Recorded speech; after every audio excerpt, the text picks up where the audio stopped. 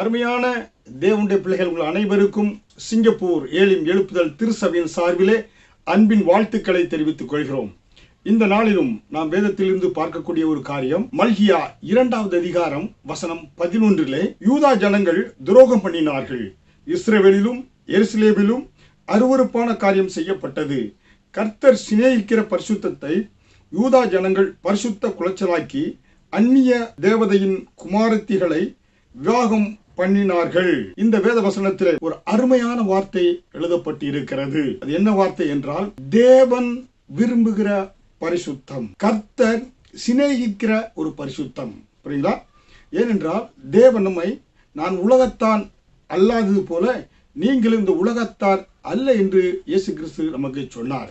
அந்த உலகத்திலே வாழ்ந்து கொண்டிருந்தாலும் இந்த உலகத்தினுடைய காரியங்கள் நம்மிடத்தில் காணப்படக்கூடாது என்று தேவன் விரும்பக்கூடியவராக இருக்கிறார். தேவனுக்கு, நம்முடைய கர்த்தராகிய ஆண்டவருக்கு மிக மிக பிரியமான ஒரு காரியம், கர்த்தராகிய இயேசு கிறிஸ்துவுக்கு மிக மிக ஒரு பிரியமான காரியம் பரிசுத்தம் தான். ஏனென்றால் அவர் சிநேகிக்கிற ஒரு பரிசுத்தம். கர்த்தர் ஒரு குணாதிசயத்தின் மேலே மிகவும் பிரியமுள்ளவராக இருக்கிறார் என்றால் அந்த குணாதிசயம் என்னவென்றால் பரிசுத்தம். ஒரு மனிதனுக்கு அநேக குணாதிசயம் இருக்கலாம். அன்பாக நடப்பாரு, அரவணைப்பாரு, இனிமையாக பேசுவாரு, ஒரு கோபம் உள்ளவராக இருக்கலாம். ஆனால் அதே போல தேவனிடத்திலே இருக்கக்கூடிய ஒரு குணாதிசயம் என்ன என்றால் பரிசுத்தம். அதனால்தான் தேவன் அந்த பரிசுத்தத்தை சிநேகிக்கக்கூடியவராக இருக்கிறார். கர்த்தர் சிநேகிக்கிற பரிசுத்தத்தை இஸ்ரவேல் ஜனங்கள் பரிசுத்த குலைச்சலாக்கினார்கள் என்று நாம் பார்க்கிறோம். ஏனென்றால் என்னை சிநேகிக்கிறவர்களை நான் சிநேகிக்கிறேன் என்று நீதிமொழிகள் 8:17 கூட பார்க்கிறோம். தேவன் என்ன செய்கிறார் இலக்க, வேதாகமத்தை நாம் பார்க்கின்ற பொழுதெல்லாம் அவர் மெய்யாகவே ஜனங்களை சிநேகித்தார் என்று பார்க்கிறோம். நம்முடைய ஆண்டவருடைய குணாதிசயமே அன்பு, ஜனங்களை சிநேகிக்கக்கூடியவர்.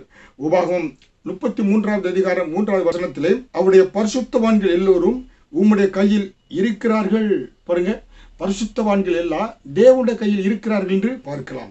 அப்ப கர்த்தர் மிக மிக அவருக்கு பிரியமானது என்றால் பரிசுத்தம். அதனால்தான் ஆபிரகாமை சிநேகிதனை என்று 3 முறை ஆண்டவர் அழைத்தார். அவருக்கு பிரியமான ஆபிரகாமை சிநேகிதனை என்று 3 முறை கூட ஆண்டவர் அழைத்தார். லாசரு மரித்த பொழுது கூட அங்கே இருந்த யூத ஜனங்கள் என்ன சொன்னாங்க, இவர் எவ்வளவாக இவனை சிநேகித்தார் என்று சொன்னார்கள் என்று நாம் பார்க்கிறோம். பாருங்க, அதே போல அப்போஸ்தலனாகிய யோவான் ஆண்டவருடைய மார்பிலே சாய்ந்து அவருக்கு சிநேகிதமான சீசனாக இருந்தார் என்று நாம் பார்க்கிறோம். அதனால்தான் ஆண்டவர் பேதுருவை மிகவும் நேசித்து சொன்னாரு, சாத்தான் உன்னை கோதுமை சுளையில் புடைப்பது போல உன்னை புடைக்க உத்தரவு கேட்டுக்கொண்டு இருந்தான், நானோ உன் விசுவாசம் ஒளிந்து போகாதபடி உனக்காக ஜெபித்தேன் என்று சொல்கிறார். அப்ப தேவன் பாருங்க, ஜனங்களை, தனிப்பட்ட மனிதனை ஆண்டவர் சிநேகிக்கக்கூடியவராக இருக்கிறார். ஜனங்களை ஆண்டவர் சிநேகிக்கக்கூடியவராக இருக்கிறார்.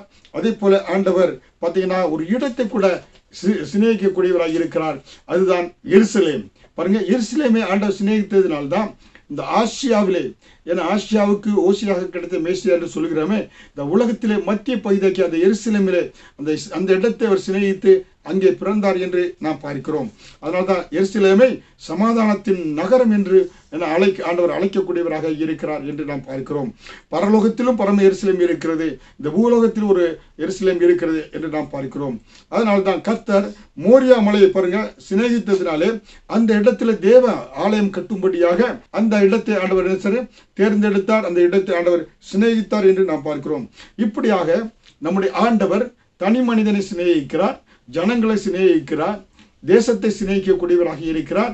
அதே போல ஒவ்வொரு இடத்தையும் ஆண்டவர் என்ன செய்கிறாரு, சிநேகிக்கக்கூடியவராக இருக்கிறார் என்று நாம பார்க்கிறோம்.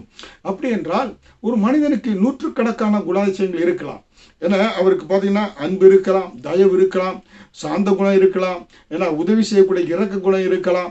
எல்லா குணங்கள் அவரிடத்துல இருந்தாலும் ஒரே ஒரு குணம், பரிசுத்தம் என்ற ஒரு குணம் இல்லை என்றால் மொத்தத்தில் அவருடைய அந்த பேரை டேமேஜ் ஆகி போய்விடும். புரியுங்களா? அதனால ஒரு மனிதனிடத்தில் நூற்றுக்கணக்கான குணங்கள் இருந்தாலும் அந்த பரிசுத்தம் என்ற ஒரு குணம் மிக மிக அவசியம். அந்த பரிசுத்தத்திலே அவர் தவறி போய்விட்டால் என்றால் அவருடைய பார்த்தீங்கன்னாக்க அவருடைய இமேஜ் டேமேஜாக போய்விடும். புரியுங்களா? அமெரிக்காவுடைய சில வருடங்களுக்கு முன்பாக அமெரிக்க ஜனாதிபதி எடுத்துக்கொள்ளலாம். ஏன்னா அவர் பாருங்க, அவர் ஒரு பரிசுத்தத்தில் குலைந்து போய்விட்டார். பரிசுத்த குலைச்சல்ல அவர் என்ன செய்து விட்டார், ஒபாமாவுக்கு முன்பாக இருந்த ஒரு ஜனாதிபதி. அதனாலே அவருடைய பெயர் எல்லாம் என்ன செய்யப்பட்டது? ஏன்னா ஒரு கெட்ட அவப்பெயரை உண்டாக்கி விட்டார் என்று நாம் பார்க்கிறோம். அதனாலே சமுதாயத்திலே ஏன்னா நீங்க அந்தஸ்து எவ்வளவு பெரிய அந்தஸ்து உள்ளவர்களாக இருந்தாலும் உங்கள் வாழ்க்கையிலே பரிசுத்தம் மிக மிக அவசியம். அந்த பரிசுத்தத்துல நீங்கள் தவறி விட்டீர்கள் என்றால் நீங்கள் உங்களால் தலை நிமிர்ந்து நடக்க முடியாது. உங்களுடைய வார்த்தைகளுக்கு ஜனங்கள் செவி கொடுக்க மாட்டார்கள். அதனால்தான் தேவன் ஒரு இடத்தில் அன்பு என நம்ம ஆண்டவருக்கு மிக மிக பிரியமான ஒரு காரியம், கர்த்தர் சிநேகிக்கிற ஒரு காரியம் என்னவென்றால் பரிசுத்தத்தை தான் ஆண்டவர் சிநேகிக்கிறார் என்று நாம் பார்க்கிறோம். ஹல்லேலூயா. அதனால்தான் கலாத்தியர் 5வது அதிகாரம் 16வது வசனத்திலே ஆவிக்கேற்றபடி நடந்து கொள்ளுங்கள், அப்பொழுது மாமிசத்துடைய இச்சைகளை நிறைவேற்றாது இருப்பீர்கள் என்று வேதவசனம் சொல்லுகிறது. அதனால்தான் உலகத்தின் ஆசை இச்சைகளை நேசிக்காதபடி உலக சிநேகங்கள் தேவனுக்கு விரோதமான பகை என்று வேதத்திலே நாம் பார்க்கிறோம். அப்படி என்றால் தேவனுக்கு உலக சிநேகிதம் தேவனுக்கு விரோதமான பகை என்று நாம் பார்க்கிறோம். ஏனென்றால் இன்றைக்கு அநேகர் இந்த உலகத்திலே வாலிபர்களும் சரி திருமணமானவர்களும் சரி இந்த உலக சமுதாயத்திலே ஜனங்கள் உலக சிநேகிதத்தை நாடி சென்று அவர்கள் வாழ்க்கையில் இன்றைக்கு ஒரு தோல்வியான வாழ்க்கை வாழ்வதற்கு காரணம் தேவ அன்பை விட்டு உலக சிநேகத்துக்குள்ள சென்றதுனால்தான். புரியுங்களா? அதுல சென்று அவர்கள் அநேக விதமான பொருளாதார இழப்பு, அவமானம் இழப்பு, நிம்மதியை இழந்து இப்படியாக தவிக்கக்கூடியவர்களாக இருக்கிறார்கள். அதனால நீங்கள் உங்க வாழ்க்கையிலே நீங்கள் எத்தனை இந்த பூமியிலே ஏன்னா நீங்க வாழ்கின்ற இந்த நாட்களிலே ஏன்னா பார்க்கிற இந்த பூமியிலே பார்த்தீங்கன்னா நான் தைரியமாக சொல்ல முடியும், இந்த பூமியிலே கர்த்தர் எனக்கு வாழ்வதற்கு இவ்வளவு ஆண்டுகளை கொடுத்து இருக்கிறார். திருமணம் முடித்து 30 வருடங்களாக வாழ்ந்து கொண்டு இருந்தாலும் கர்த்தர் என்ன செய்கிறார்? தேவன் அந்த சிநேகிக்கிற பரிசுத்தத்திலே நிலைத்து நிற்க கர்த்தர் உதவி செய்கிறார். புரியுங்களா? அதனால் அந்த உலக காரியங்கள் உலக சிநேகங்கள் எல்லாம் மாயை. நீங்கள் உங்களுக்கு கொடுத்த அந்த வாழ்க்கை, குடும்பம், மனைவி, பிள்ளைகள் எல்லாரோட அன்பு செலுத்தி நீங்கள் பரிசுத்தமாய் வாழ்கின்ற பொழுது நீங்கள் பரலோக ராஜ்யத்தில் காணப்பட முடியும். அதே போல பாருங்க, ஒரு மனிதனுக்கு பணம் அதிகமா இல்லாமல் கூட இருக்கலாம், ஆனால் உங்க வாழ்க்கையில மிக மிக முக்கியம் நிம்மதி. பாருங்க, சமாதானம் இருந்தது என்றால் வியாதிகள் வராது, குடும்பம் நன்றாக இருக்க முடியும். வயதான காலங்களிலே கணவன் மனைவியாக ஒருவருக்கு ஒருவர் ஆறுதலாக, பிள்ளைகளுக்கு ஆசீர்வாதம் உள்ளவராக நீங்க வாழ முடியும். அதனால்தான் தேவன் விரும்புகிற அந்த பரிசுத்தத்தின் மேலே நீங்க அக்கறை உள்ளவர்களாக இருக்க வேண்டியது அவசியமாக இருக்கிறது. ஹல்லேலூயா. அதனாலே உலக சிநேகிதம் தேவனுக்கு விரோதமான பகை என்று நம்ம பார்க்கிறோம். அதனால தான் பாருங்க, ஏசாயா தீர்க்கதரிசி தேவாலயத்துக்கு சென்றாரு. அங்க தேவாலயத்துக்கு செல்கின்ற பொழுது சேராபீன்கள் எல்லாம் தேவனுடைய பரிசுத்த பர்வதத்தின் பக்கத்தில் உட்கார்ந்து அவரை ஆராதித்துக் கொண்டு இருந்தாங்க. ஏசாயா 6வது அதிகாரம் 3வது வசனத்திலே தேவனுடைய சிங்காசனத்துக்கு அருகே உட்கார்ந்து சேராபீன்கள் எல்லாம் ஆண்டவர் கர்த்தர் நல்லவர், அன்புள்ளவர், இரக்கமுள்ளவர் என்று அவருடைய குணாதிசயங்களை சொல்லாதபடி அவர்கள் ஒரே ஒரு குணாதிசயத்தை வைத்து தேவனை புகழ்ந்து கொண்டிருந்தார்கள். அவர் என்ன புகழ்ந்தார்கள் என்றால் தேவனை பரிசுத்தர் பரிசுத்தர் பரிசுத்தர் என்று அந்த சேராபீன்கள் தேவனை துதித்துக் கொண்டிருக்கிறதை ஏசாயா தீர்க்கதரிசி கண்டார் என்று நாம் பார்க்கிறோம். அதே போல பார்த்தீங்கன்னாக்கா வெளிப்படுத்தினல் ஏன்னா பழைய ஏற்பாட்டில் ஏசாயா 6வது அதிகாரத்தில் நம்ம பார்க்கின்ற பொழுது 3வது வசனத்திலும், புதிய ஏற்பாட்டிலே வருகின்ற பொழுது வெளிப்படுத்தின விசேஷம் 4வது அதிகாரம் 8வது வசனத்தில் வருகின்ற பொழுதும் அங்கே அப்போஸ்தலனாகிய யோவான் பார்த்த ஒரு காரியம், அவர்கள் இருந்தவரும் இருக்கிறவரும் வருகிறவரும் ஆகிய சர்வ வல்லமையுள்ள தேவனாகிய கர்த்தர் பரிசுத்தர் பரிசுத்தர் பரிசுத்தர் என்று இரவும் பகலும் ஓய்வில்லாமல் சொல்லிக் கொண்டிருந்தன. புரியுங்களா? பழைய ஏற்பாட்டில் ஏசாயா தீர்க்கதரிசி ஏசாயா 6:3 பார்க்கிறோம், சேராபீன்கள் சிங்காசனத்து பக்கம் உட்கார்ந்திருந்து பரிசுத்தர் பரிசுத்தர் என்றவரை துதித்துக் கொண்டிருந்தாங்க. புதிய ஏற்பாட்டில் வெளிப்படுத்தின 4வது அதிகாரம் 8வது வசனத்தை பார்க்கின்ற பொழுதும் அங்கே என்னப்பட்டிருக்கிறது, சர்வ வல்லமை தேவனை அவர்கள் என்ன பரிசுத்தர் பரிசுத்தர் பரிசுத்தர் என்று ஆராய்த்து கொண்டிருப்பதை அப்போஸ்தலனாகிய யோவான் பார்த்தார் என்று பார்க்கிறோம். அப்படி என்றால் தேவனை போற்றி புகழ்வதற்கு அவர்கள் உபயோகப்படுத்தின ஒரு நாமம் பரிசுத்தம் பரிசுத்தம் பரிசுத்தம். அதனால்தான் பாருங்க, இயற்கையிலே எந்த ஒரு மனிதனாக, அது ஆண்டவரை ஏற்றுக்கொண்ட ஒரு மனிதனாக இருக்கலாம், இல்ல புறஜாதி உள்ள மனிதனாக இருக்கலாம், அவர்கள் தேவன் பரிசுத்தம் உள்ளவராக இருக்க வேண்டும் என்று விரும்புகிறார்கள். அதனால்தான் பயபக்தியோடு கூட அவர்கள் என்ன செய்றாங்க, ஏன்னா தேவனுடைய சன்னிதானத்தில் காண அவர்கள் செல்கிறார்கள். ஆனால் சிலர் என்ன நினைக்கிறாங்க, தன்னுடைய சரீரத்தை ஒடுக்கினதுனாலே என்ன பரிசுத்தத்தை பெற்றுவிட முடியும் என்று சொல்லி உபவாசம் 40 நாட்கள் உபவாசம், கல்லிலே நடப்பது, முள்ளிலே நடப்பது, ஏன்னா தண்ணீரில் உட்கார்ந்து சுலோகம் சொல்லுவது, ஏன்னா இப்படியாக சரீரத்தை ஒடுக்கி பரிசுத்தத்தை பெற்றுக்கொள்ளலாம் என்று அவர்கள் நினைத்து முயற்சித்துக் கொண்டு இருக்கிறார்கள். ஒரு சிலர் அசைவ சாப்பாட்டை நிறுத்திவிட்டு அவர்கள் சைவம் சாப்பிடுவதனாலே நம்ம பரிசுத்தத்தை பெற்றுக்கொள்ளலாம் என்று முயற்சி எடுக்கிறார்கள். சிலர் பாருங்கன்னா முனிவர்கள் ரிஷிகள் எல்லாம் மலைகளிலே குன்றுகளிலே உட்கார்ந்து தியானம் செய்வதன் மூலமாக பரிசுத்தத்தை பெற்றுவிடலாம் என்று முயற்சி செய்யக்கூடியவராக இருக்கிறார்கள். இவன் கிறிஸ்தவர்கள் என்ன பாருங்க, சில வருடத்தில் 2 நாட்களில் பார்த்தீங்கன்னாக்கா அவர்கள் என்ன செய்வார்கள், 40 நாட்கள் நான் அசைவம் சாப்பிட மாட்டேன், பூவை சூட மாட்டேன், ஏன்னா இப்படியாக இருந்து நான் ஒரு பரிசுத்தத்தை பெற்றுக்கொள்வேன் என்று முயற்சி செய்யக்கூடியவர்களாக இருப்பார்கள். ஆனால் இப்படிப்பட்ட அந்த தனிப்பட்ட முயற்சி எல்லாம் ஏன்னா தேவன் விரும்புகிற பரிசுத்தத்தை கொடுக்குமா? நாம் சற்று சிந்தித்து பார்க்க வேண்டியது அவசியம். புரியுங்களா? இவையெல்லாம் நாம் தேவன் விரும்புகிற அந்த பரிசுத்தத்தை நம்மிடத்திலிருந்து காண்பிக்கக்கூடியதாக இருக்குமா? தீவிர பெந்தகோஸ்தே திருச்சபையிலிருந்து வளர்ந்ததுனாலே என்னுடைய இந்த ஆரம்ப காலங்களில் பார்க்கின்ற பொழுது ஏன்னா பாஸ்டர்ஸ் எல்லாம் ரொம்ப ஸ்ட்ரிக்டாக அவர்கள் இருப்பாங்க. ஏன்னா பெந்தகோஸ்தே திருச்சபையில பார்க்கின்ற பொழுது பவுடர் போட்டா நீ என்ன செய்ய முடியாது, பரலோகம் செல்ல முடியாது, நீ பூசூடினால் பூலோகத்துக்குரியவர்கள் உரியவள் என்று சொல்லுவார்கள், நகை போட்டால் நீ நரகத்துக்கு உரியவள் என்று சொல்லக்கூடிய ஏன்னா அப்படிப்பட்ட உபதேசங்களை நான் அதிகமாக கேட்டு இருக்கிறேன். ஆனால் இவையெல்லாம் தேவன் விரும்புகிற பரிசுத்தத்தை கொடுக்குமா? தேவன் இந்த காரியங்களிலே மனிதனுடைய வெளிப்படையான அதாவது முடியை ஒட்ட விட்டு கொண்டு ஏன்னா முகத்தை நன்றாக சேவிங் செய்து கொண்டு ஒயிட் போட்டு ஒரு ரப்பர் செருப்பை போடுவதனாலே தேவன் அதிலே பிரியப்படக்கூடியவராய் இருக்கிறாரா? தேவன் விரும்புகிற பரிசுத்தம் அதில் காணப்படுகிறதா? நம்முடைய உள்ளான இருதயம் எப்படி இருக்கிறது?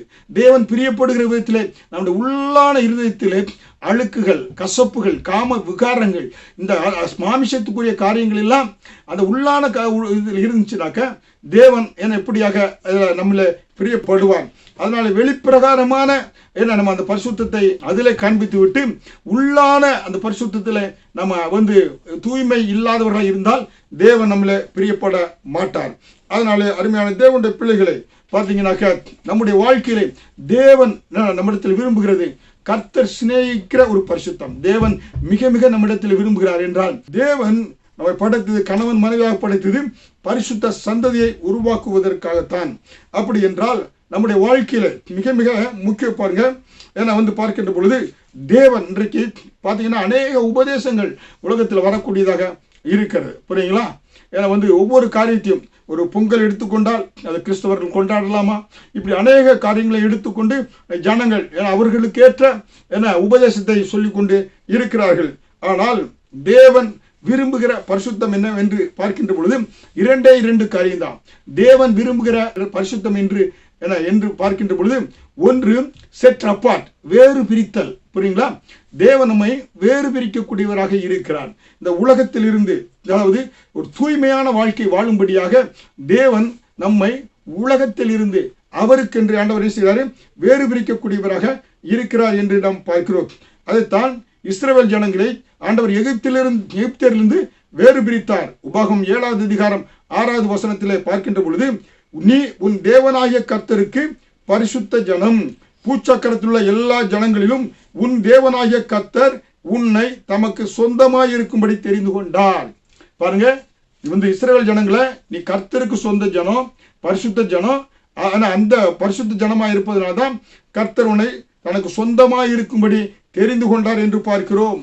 அதனாலே ஒரு விசுவாசியினுடைய தேவனுடைய பிள்ளை அவனுடைய பரிசுத்தம் எங்கே ஆரம்பமாகிறது என்றால் அவருடைய பரிசுத்தம் கல்வாரி அண்டை ஆரம்பிக்கக்கூடியதாக இருக்கிறது. ஒரு மனிதன் கல்வாரி அண்டை இயேசுவை நோக்கி ரத்தத்தால் என்னை கழுவு என்று கேட்கின்ற பொழுது அவருடைய ரத்தம் சகல பாவங்களை நீக்கி உங்களை சுத்திகரிக்கக்கூடியதாக இருக்கிறது. ஹல்லேலூயா. பாருங்க, இந்திய தேசத்தில் ஒரு பட்டணத்தில் ஒரு கன்வென்ஷன் நடந்து கொண்டிருந்தது. அந்த கன்வென்ஷனில் ஒரு போதகர் அங்கு சிறப்பு பேச்சாளராக அவரை அங்கு அழைத்திருந்தார்கள். ஆவிக்குரிய செய்தியை கொடுக்கும்படியாக அங்கு அவர் கெஸ்ட் ஸ்பீக்கராக சென்றிருந்தார். அந்த கன்வென்ஷன் கூட்டம் முடிந்து 3 நாட்கள் முடிந்த உடனே அந்த சபையினுடைய விசுவாசி இந்த பாஸ்டர் நம்ம வீட்டுக்கு அழைத்துக்கொண்டு சென்று ஜெபம் வைத்து ஒரு ஆசீர்வாதத்தை பெற்றுக்கொள்ளலாம் என்று சொல்லி அந்த பாஸ்டர் அவர் வீட்டுக்கு அழைத்து கொண்டு செல்கிறார். ஏன்னா நல்ல ஒரு மதியான வேளையில நல்ல உச்சி வெயில் அடித்து கொண்டிருக்கிற பைக்கில் அவருடைய வீட்டுக்கு என்ன ஆலயத்திலிருந்து ஒரு 5 கிலோமீட்டர் இருக்கும் தள்ளி அவர் அழைத்து கொண்டு செல்கின்றார். அங்கே சென்று அவர் என்ன செய்கிறார்னாக்கா, போதகரே அந்த கிராமத்துடைய தெருக்கள் எல்லாம் சந்தைகள் எல்லாம் அழைத்து கொண்டு வீட்டுக்கு என்ன கூட்டு கொண்டு செல்கிறார். இப்போ வீட்டுக்கு முன்பாக முற்றத்தில் தன்னுடைய பைக்கை நிப்பாட்டுகிறாரு. அவருடைய அந்த வீட்டிற்கு பக்கத்தில் ஒரு குட்டை இருக்கிறது, ஒரு குளம் குட்டை.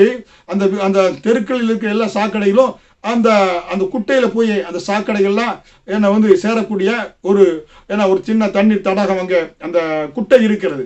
பார்த்தீங்கன்னாக்கா இவங்க மதிய நல்லா உச்சி வெயில் அங்கே போய் இறங்குறாங்க. பாஸ்டர் நல்லா ஒயிட் ஜிப்பா எல்லாம் போட்டிருந்தாரு. இப்போ போய் அங்கே இறங்கின உடனே அங்கே பார்க்குறாரு, வீட்டு பக்கத்தில் குட்டை இருப்பதுனால அந்த குட்டையில் ஒரு 3-4 எரும மாடுகள் நன்றாக அந்த வெயிலுக்கு படுத்து நல்லா பிறண்டு கொண்டு இருந்தது. இப்பொழுது பாருங்க, இவர் அங்கே போனவர் அந்த வீட்டுக்கு முன்பாக இறங்கினோடனே அந்த எரும மாடை உற்று பார்த்து கொண்டு இருந்தார். திடீரென்று ஒரு எரும மாடு அங்கிருந்து எழுந்து வந்து இவர் அங்கே தெருவில் அந்த வீட்டுக்கு முன்னால் நின்றதுனால இவர் மேலே நல்லா அப்படியே உரசி விட்டு சென்று விட்டது. பாருங்கனாக்கா அந்த ஊரில் எல்லா அழுக்குகளும் எல்லா சாக்கடைகளும் உள்ள அந்த அந்த குட்டையிலிருந்து அந்த நாற்றம், அந்த எருவு மாட்டு மேலே பயங்கர நாற்றம். இப்பொழுது என்ன ஆகிவிட்டது, இந்த பாஸ்டரோட ஒயிட் ஜிப்பா மேலே உரசிட்டு போயிடுச்சு. இப்போ பார்க்குற, ஐயோ எருவு மாடு இப்படி நாற்றம் என் மேலே பட்டுருச்சுன்ட்டு அவர் சத்தம் போட்டார். புரியுங்களா? எருமை வருகின்ற நம்ம என்ன செய்யணும், ஒதுங்கி நிற்கணும். அப்படியே நின்னா நம்ம மேலே உரசி விட்டு போய்விடும். புரியுங்களா? இப்போ கத்துறாரு. அதே போல உங்களோட வாழ்க்கையில அசுத்தங்களை பார்த்து நீங்க ஒதுங்கி நிற்கவில்லை என்றால் உங்க வாழ்க்கையில அநேக எருவ மாடுகள் மோதும். புரியுங்களா? எருவ மாடுகள் உரசி விட்டு சென்று உங்க மேல நாற்றத்தை விட்டு சென்று விடும். புரியுங்களா? வாழ்க்கையில வாலிப தம்பி, வாலிப தங்கச்சியை, குடும்பஸ்தனை, பெற்றோர்களை உங்களோட கர்த்தர் இந்த வார்த்தையின் மூலமாக பேசிக்கொண்டு இருக்கிறார். உன்னோட வாழ்க்கையில நீ உலக காரியங்களை பார்த்து கொண்டிருந்தால், உலக சிநேகத்தோடு இருந்தா எரும மாடு வாழ்க்கையில உரசும். இப்ப என்ன செய்யறாரு அந்த பாஸ்டர், அந்த வீட்டுக்குள்ள செல்ல முடியல. ஏன்னா எரும மாடு அந்த சகதி எல்லாம் என்ன செய்யுது, உடைய கொட்டி கொண்டு இருக்கிறது, சட்டையிலிருந்து நாறிக்கொண்டு இருக்கிறது. இப்ப அவர் வீட்டுக்குள்ள பிரவேசிக்க முடியவில்லை. அதே போல உன் வாழ்க்கையில இந்த அசுத்தங்கள் ஒட்டி கொண்டு இருந்தால், உலக சிநேகத்தோடு, புரியுங்களா? சில வேலைகளை பஸ்ல போயிட்டு எரும போல மனுஷன் உரசுவான். புரியுங்களா? வாழ்க்கையில உரசுவான். ஏன்னா நீங்கள் மற்றவங்களை உரசினீங்கன்னாக்கா இந்த நாற்றத்துக்குள்ள சிக்கி கொண்டுகின்ற பொழுது நீங்கள் பரலோக ராஜ்யத்துக்கு பங்கு பெற முடியாது. அருமையான தேவனுடைய பிள்ளைகளே, தேவன் விரும்புகிற சிநேகிக்கிற பரிசுத்தத்தை நம் வாழ்க்கையில காண்பிக்கக்கூடியவர்களாக இருக்க வேண்டியது அவசியமாக இருக்கிறது. ஹல்லேலூயா. அதனால்தான் உங்க வாழ்க்கையில நீங்க மிக மிக கவனத்தோடு உலக காரியங்களை சிக்கிக்கொள்ளாதபடி நீங்கள் என்ன செய்ய காத்துக்கொள்ளணும். இப்பொழுது அந்த பாஸ்டருடைய அழைத்து கொண்ட சென்ற விசுவாசனுடைய வீட்டில் இருந்த அவங்க மனைவி வர்றாங்க. பாஸ்டர் இப்படியாக வீட்டுக்குள்ள வர முடியாமல் இருக்கிறாங்க. இப்ப அவங்க சென்று வீட்டில் ஒரு வேற மாற்று உடை கொடுத்து அந்த பாஸ்டரை மாற்றிக்கொள்ள சொல்லி அப்புறம் வீட்டுக்குள்ள அழைத்து கொண்டு சென்றார்களாம். அதுபோல அருமையான தேவனுடைய பிள்ளைகளை, நீங்கள் உங்க வாழ்க்கையில மிகவும் ஜாக்கிரதை உள்ளவர்களாக, மிகவும் கவனம் உள்ளவர்களாக இருக்க வேண்டியது அவசியம். புரியுங்களா? அப்ப அதுக்கப்புறமாக இந்த பாஸ்டருடைய ஒரு உடையை அவர்கள் துவைத்து அவர்கிட்ட கொடுத்தாங்க. அந்த அழுக்கால நீங்கியது. ஆனால் வாழ்க்கையில நீங்க கரைபட்டு போனால் நீங்க என்ன செய்ய முடியாது, அதை எந்த ஒரு சோப்பாலேயோ எந்த ஒரு தண்ணீராலோ அந்த அழுக்குகளை என்ன செய்ய முடியாது, நம்ம நீக்க முடியாது. வெளிப்பிரகாரமான இந்த சரீரத்தினுடைய அந்த துணியினுடைய அழுக்குகளை சோப்பு போட்டு நம்ம என்ன செய்யலாம், துவைத்து அதை நீக்கி விடலாம். ஆனால் உள்ளான மனதில் உள்ள அழுக்குகளை எந்த சோப்பாலையோ எந்த என்ன செய்ய முடியாது, வாஷிங் மிஷினில் போட்டுக்கூடாது, நம்ம எடுக்க முடியாது. ஏனென்றால் இயேசு கிறிஸ்துவின் ரத்தம் ஒன்று தான் நம்முடைய மனசாட்சியை கூட சுத்திகரிக்கக்கூடியதாக இருக்கிறது என்று நாம் பார்க்கிறோம். ஹல்லேலூயா. அதனால்தான் தேவன் நம்மிடத்தில் விரும்பக்கூடிய ஒரு காரியம் என்னவென்றால் குணாதிசயங்களை பரிசுத்தத்தை விரும்பக்கூடியவராக இருக்கிறார். அதனால்தான் அவருடைய பேர் என்ன, மெக்காதீஸ். ஆண்டவருக்கு 1000 நாமங்கள் இருக்கலாம். ஏன்னா அவருடைய பேர் என்ன, அதில் ஒன்று மெக்காதீஸ், பரிசுத்தத்தை விரும்புகிற தேவனாக இருக்கிறார். ஹல்லேலூயா. அதனால்தான் மிக முக்கியம், நம்முடைய வாழ்க்கையில நீங்க பரிசுத்தத்தை விரும்புவதை காட்டிலும் தேவன் உங்கள் பரிசுத்தத்தின் மேலே அதிக அக்கறை உள்ளவராக இருக்கிறார். ஹல்லேலூயா. ஏனென்றால் இந்த பூமிக்குரிய வாழ்க்கையிலே நீ ஒரு சந்தோஷம் உள்ளவனாய் வாழணும், சந்தோஷமுள்ள கணவன் மனைவியா வாழணும், சந்தோஷமுள்ள பிள்ளைகளோடு வாழணும், சந்தோஷோடு பெற்றோர்கள் வாழ வேண்டும் என்றால் உன் வாழ்க்கையில பரிசுத்தம் மிக மிக அவசியம். இன்றைக்கு பாருங்க, குடிகாரர்களும் விபச்சாரக்காரர்களும் எல்லாம் பெருகுவதற்கு காரணம் என்ன, பரிசுத்த வாழ்க்கையை காணாததுனாலே துன்மார்க்கமாய் ஜீவித்துக் கொண்டு இருக்கிறாங்க. அதான் பாவத்தின் சம்பளம் மரணம் என்று பார்க்கிறோம். இந்த உலக காரியங்கள், உலக சிற்றின்பங்கள் உனக்கு நிம்மதியை கொடுக்காது. காலத்திற்கு முன்பாக மறிக்க வேண்டியதாக இருக்கும் பரிசுத்தம் காணப்படவில்லை என்றால். அதனாலே உன்னுடைய வாழ்க்கையில பரிசுத்தத்திலே உன்னை காட்டிலும் தேவன் மிக மிக அக்கறை உள்ளவராக இருக்கிறார். ஹல்லேலூயா. அப்படி என்றால் பரிசுத்தம் என்பது ஒரு தனிப்பட்ட மனிதனுடைய காரியம் அல்ல. பரிசுத்தம் என்பது ஒரு தனிப்பட்ட மனிதனுடைய காரியம் அல்ல, ஒரு மனுஷனுடைய காரியம் அல்ல.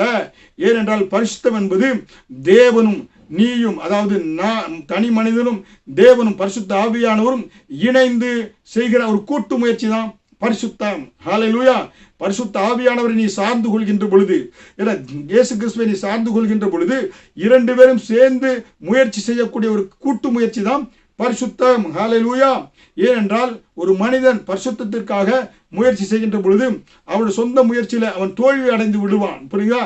எவ்வளவுதான் நீ சொந்த முயற்சியில இருக்கின்ற பொழுது பார்த்தீங்கன்னா என்ன தவறுவதற்கு வாய்ப்புகள் இருக்கிறது. ஆனால் ஒரு மனிதனுடைய உள்ளத்திலே நான் கர்த்தருக்காக பரிசுத்தமாக இருக்கணும், பரிசுத்த ஆவியானவரை அவன் சார்ந்து கொள்கின்ற பொழுது அந்த பரிசுத்த ஆவியானவர் அவனை சகலவற்றையும் போதித்து சகல சத்தியத்துக்குள் அவரை நடத்தக்கூடியவராய் இருக்கிறார்.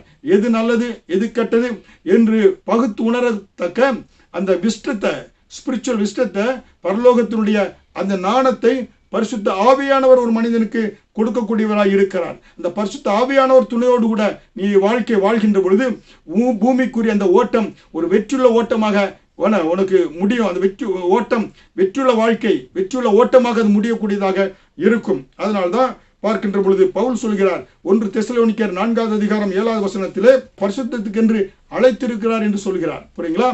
அப்ப தேவனுடைய பிள்ளைகளே, உங்க வாழ்க்கையிலே நீங்க சொந்த சுய முயற்சியினால பரிசுத்தமாய் வாழவே முடியாது. புரியுங்களா? அப்ப தேவ ஆவியானவரை சார்ந்து கொள்ளணும். நீங்க அபிஷேகம் பெற்றிருக்கணும். பரிசுத்த ஆவியானவரால் நிரப்பப்பட்டிருந்தா தான் நீங்க நினைச்ச முடியும் ஒரு பரிசுத்த வாழ்க்கை வாழ முடியும். அந்த பரிசுத்த ஆவியானவர் தான் ஆவிக்குரிய கனிகளை காண்பிப்பதற்கு கொடுப்பதற்கு உங்களுக்கு உதவி செய்யக்கூடியவராக இருக்கிறார். ஹல்லேலூயா. அதனால தான் 1 தெசலோனிக்கர் 4வது அதிகாரம் 7வது வசனத்திலே அசுத்தத்திற்கல்ல பரிசுத்தத்திற்கே தேவன் நம்மை அழைத்திருக்கிறார். யார் யார் இயேசுவின் ரத்தத்தால் கழுவப்படுகிறார்களோ அவர்கள் எல்லாம் தேவனுடைய பிள்ளைகளாக, அவருடைய பரிசுத்தவான்களாக மாற்றப்படக்கூடியவர்களாக இருக்கிறார். ஹல்லேலூயா. அப்போ நம்முடைய வாழ்க்கையில ஒரு அழைப்பு, புரியுங்களா? நம்முடைய வாழ்க்கையில ஒரு அழைப்பு இருக்கிறது என்றால் அந்த அழைப்பினுடைய அந்த அழைப்பு தேவன் நம்மை எதுக்காக அழைத்திருக்கிறார்? பரிசுத்தத்துக்கென்று அழைத்திருக்கிறார். தேவனுடைய சித்தம் உங்க வாழ்க்கையில என்ன? பரிசுத்தமாய் ஜீவிப்பதற்காகத்தான். ஹல்லேலூயா. இதுதாங்க அடிப்படை. இந்த பரிசுத்தமாய் இருந்தால் தான் எல்லா ஆசீர்வாதங்களை பெற்றுக்கொள்ள முடியும். புரியுங்களா? அதனால நம்முடைய அழைப்பு பரிசுத்த அழைப்பாய் இருக்கிறது. அப்ப யார் யார் வாழ்க்கையில நான் பரிசுத்தமாய் வாழ வேண்டும் என்று தீர்மானம் எடுக்கிறாங்களோ அவங்களுக்கு பரிசுத்த ஆவியானவர் உதவி செய்யக்கூடியவராக இருக்கிறார். ஹல்லேலூயா. அவருடைய நிருபங்களிலே அதிகமா சொல்றாரு பரிசுத்தத்துக்கு, பரிசுத்தவான்கள் ஆகும்படி அழைக்கப்பட்டீர்கள் என்று. பாருங்க, லேவிய ராமத்தில் பார்த்தா அநேக முறை பரிசுத்தம் பரிசுத்தம் என்று நமக்கு சொல்லப்பட்டு இருக்கும். ஹல்லேலூயா. அதனால உங்க பிள்ளை ஒருவேளை மெடிக்கல் காலேஜில் ஒரு இன்ஜினியரிங் காலேஜில் சேர்கிறார் என்றால் முதல்ல அவன் மனதில் நான் ஒரு டாக்டராக மாற வேண்டும் என்ற அந்த எண்ணம் வரணும். புரியுங்களா? நான் ஒரு இன்ஜினியராக மாற வேண்டும் என்ற எண்ணம் வந்தால் தான் அங்கே சொல்லிக் கொடுக்கக்கூடிய அந்த பாடங்களை அவர் கவனமாக கற்று ஒரு நல்ல ஒரு டாக்டராக 5 வருடங்களுக்கு வர முடியும், நல்ல ஒரு இன்ஜினியராக 4 வருடங்களுக்கு அப்புறம் வர முடியும். அப்ப முதலிலே என்ன செய்ய வேண்டும் என்றால் மனதிலே அந்த எண்ணம் வர வேண்டும். ஹல்லேலூயா. அப்போ நீ ஒரு விசுவாசி என்றால், தேவனுடைய பிள்ளை என்றால் முதலில் உன்னுடைய அழைப்பு என்ன? பரிசுத்தம். கர்த்தர் பரிசுத்தத்துக்கே உன்னை அழைத்திருக்கிறார். ஹல்லேலூயா. அருமையான தேவனுடைய பிள்ளைகளே, அப்ப தேவன் நம்மை அழைத்ததோட நோக்கம், நம்முடைய அழைப்பு பரிசுத்த அழைப்பாக இருக்கிறது. எபிரேயர் 3வது அதிகாரம் 1வது வசனத்திலே இப்படி இருக்க பரம அழைப்புக்கு பங்குள்ளவர்களாகிய பரிசுத்த சகோதரரே தேவஜனமே என்று அழைக்கிறார். பாருங்க, நம்முடைய அழைப்பு எப்படிப்பட்ட அழைப்பு? பரிசுத்தத்துக்கு என்று ஒரு அழைப்பாக இருக்கிறது. ஹல்லேலூயா. 4 காரியங்களை மறந்து விடக்கூடாது. 2 அப்புறம் 1 அழைப்பு. நம்முடைய அழைப்பு பரிசுத்தத்துக்கென்று. 2வது நம்மை அழைத்தவர் பரிசுத்தர் என்று நம்ம பார்க்கிறோம். புரியுங்களா? லேவியராகமம் 11வது அதிகாரம் 45வது வசனத்திலே நான் உங்கள் தேவனாய் இருக்கும்படி உங்களை எகிப்து தேசத்திலிருந்து வரப்பண்ணின கர்த்தர் நான் பரிசுத்தர், ஆகையால் நீங்களும் பரிசுத்தராய் இருப்பீர்களாக. பாருங்க, இந்த லேவியராகமத்துல 10 இடத்துல தேவன் பாருங்க உங்களை அழைத்தவர் பரிசுத்தர், உங்களை கரம் பிடித்தவர் பரிசுத்தர், உங்களை தூக்கி எடுத்தவர் பரிசுத்தர், உங்களோடு இருக்கிறவர் பரிசுத்தர், உங்கள் நண்பனாக சிநேகிதனாக என இருக்கிறவர் பரிசுத்தர் என்று நாம் பார்க்கிறோம். ஹல்லேலூயா. உங்களை அழைப்பு பரிசுத்த அழைப்பு. உங்களை அழைத்தவர் எப்படிப்பட்ட சாதாரணமான ஆள் கிடையாதுங்க. என நம்முடைய அழைத்தவர் பரிசுத்த என்று நம்ம பார்க்கிறோம். ஹல்லேலூயா.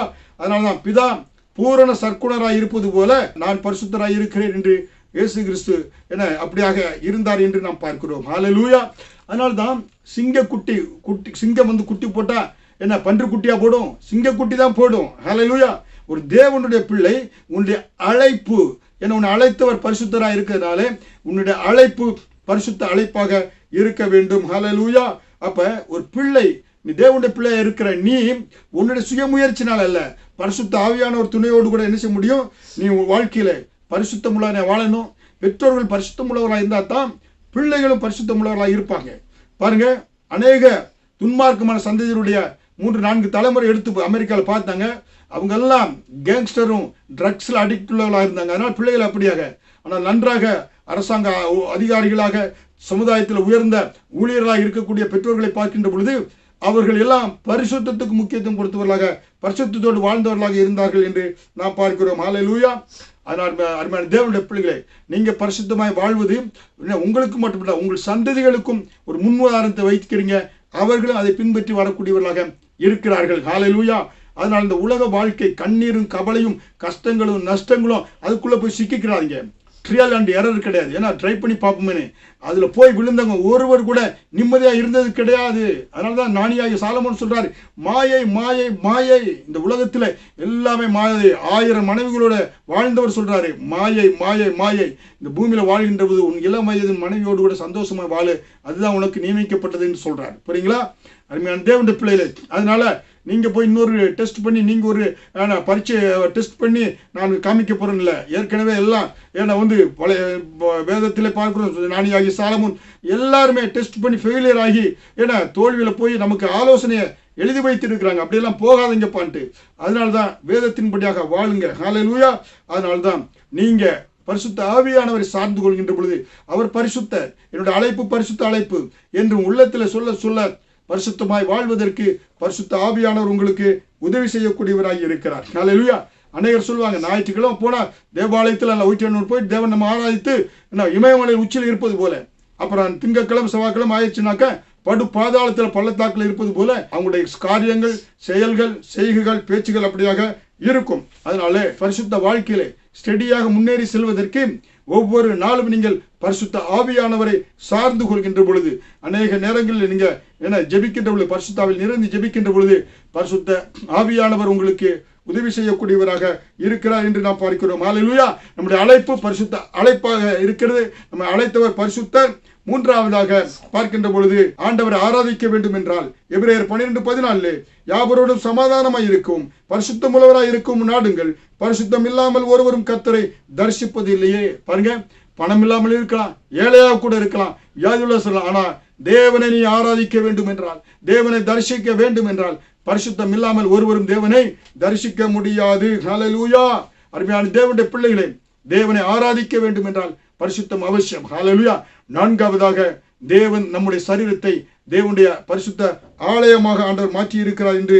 அப்ப கர்த்தர் இந்த சரீரத்திற்கு சொந்தக்காரர் தேவன். ஹல்லேலூயா. இந்த சரீரத்திற்கு நாம் சொந்தக்காரர் அல்ல. தேவன் ரத்தத்தினாலே, விலைக்கிரயம் செலுத்தப்பட்ட ரத்தத்தினாலே இந்த சரீரத்தை வாங்கி தேவாலயமாக மாற்றி இதுல பரிசுத்த ஆவியானவர் வாசம் செய்கிறார். அப்ப இந்த பாருங்க, நம்முடைய தோட்டத்துக்கு அடுத்தவங்க நம்ம அதுல பயன்பெறுவதற்கு அனுமதிக்க மாட்டோம். அதே போல இது தேவனுடைய ஆலயம். இந்த சரீரத்தில் தேவன் தான் வாசம் செய்கிறார். இந்த சரீரத்தை வைத்து நாம் என்ன செய்யணும்? தேவநாமத்தை மகிமைப்படுத்தணும். இந்த சரீரத்தை வைத்து நம்ம யாரோ விளத்தனா மாம்சத்திற்கு வாழ்வதற்கு நம்ம ஒப்பு கொடுக்க கூடாது. சரீரத்து சொந்தக்காரர் இயேசு. சரீரம், அதனாலதான் சரீரம் மண்ணிலே புதைக்கப்பட்டாலும் என்ன வருகையின் பொழுது சரீரத்துக்கு சொந்தக்காரராக இயேசு மீண்டுமாய் மண்ணான சரீரத்தை மகிமின் சரீரமாக மாற்றி தன்னோடு சேர்த்துக் கொள்ளக்கூடியவராக இருக்கிறார். ஹல்லேலூயா. அருமையான தேவனுடைய பிள்ளைகளே, அதனால நம்முடைய அழைப்பு பரிசுத்த அழைப்பு.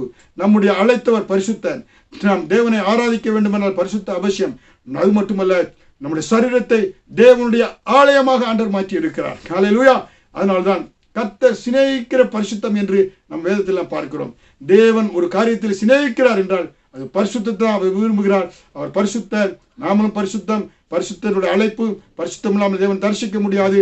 நாம் எல்லாவற்றுக்கும் மேலாக தேவனுடைய ஆலயமாக நாம் இருக்கிறோம். ஹல்லேலூயா. இந்த ஆலயத்தின் மூலமாக கர்த்தருக்கு என்னென்ன மகிமையை கொண்டு வர முடியும் என்று நாம் நம் வாழ்க்கையில தீர்மானம் எடுத்து அவருடைய நாமத்தை மகிமைப்படுத்துவோம். அதற்கு பரிசுத்த ஆவியானவர் தாமே உங்களுக்கு உதவி செய்வாராக. மீண்டுமாக அடுத்த செய்தியில் உங்களோடு சந்திக்கிறேன். கர்த்தருடைய கிருபையும் சமாதான சந்தோஷமும் உங்களோடும் குடும்பத்தோடும் எப்பொழுதும் நிலை பெயராமல் இருக்கும். ஆமென்.